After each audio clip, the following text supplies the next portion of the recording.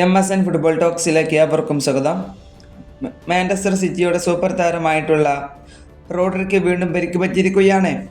ഇന്നലെ മാഞ്ചസ്റ്റർ സിറ്റിക്ക് ബ്രെൻഫോർഡിനെതിരെയുള്ള മത്സരത്തിലായിരുന്നു മിഡ്ഫീൽഡറായിട്ടുള്ള റോഡ്രിക്ക് പരിക്ക് പറ്റിയിട്ടുള്ളത്. ഇത് മാഞ്ചസ്റ്റർ സിറ്റിക്ക് ഒരു ബാഡ് ന്യൂസ് തന്നെയാണ്. മാഞ്ചസ്റ്റർ സിറ്റിയുടെ മിഡ്ഫീൽഡർ റോഡ്രിക്ക് മസിൽ ഇഞ്ചറിയാണ് പറ്റിയിട്ടുള്ളത്. ഇത് കാരണം താരം ഇന്നലെ മൈതാനം വിട്ടിരുന്നു.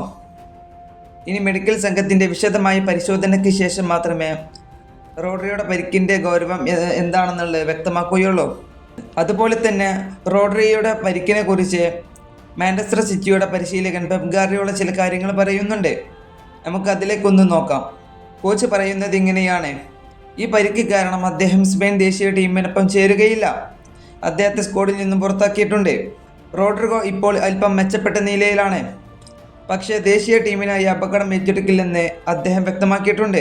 പെപ് ഗാർഡിയോള പറഞ്ഞു, എവർട്ടൺ മത്സരത്തിന് 2 ആഴ്ചക്കുള്ളിൽ കളിക്കാൻ തയ്യാറാകുമെന്നാണ് ഞങ്ങൾ പ്രതീക്ഷിക്കുന്നത്. ഇതാണ് പരിശീലകനായിട്ടുള്ള പെപ് ഗാർഡിയോള പറഞ്ഞിട്ടുള്ളത്. താരത്തിന് മസിൽ ഇഞ്ചറിയാണ്, അതുകൊണ്ട് തന്നെ ചില റെസ്റ്റ് താരത്തിന് എടുക്കേണ്ടി വരും. അതുപോലെ തന്നെ 2 ആഴ്ച കഴിഞ്ഞിട്ട് എവർട്ടണുമായുള്ള മത്സരത്തിൽ റോഡ്രിഗോ തിരിച്ചെത്തുമെന്നാണ് പരിശീലകൻ പെപ് ഗാർഡിയോള വിശ്വസിക്കുന്നത്. ഈ വീഡിയോ ഇവിടെ അവസാനിപ്പിക്കുന്നു. ഫുട്ബോൾ ലോകത്തെ കൂടുതൽ വിശേഷങ്ങളുമായി അടുത്ത വീഡിയോയിൽ വീണ്ടും കാണാം.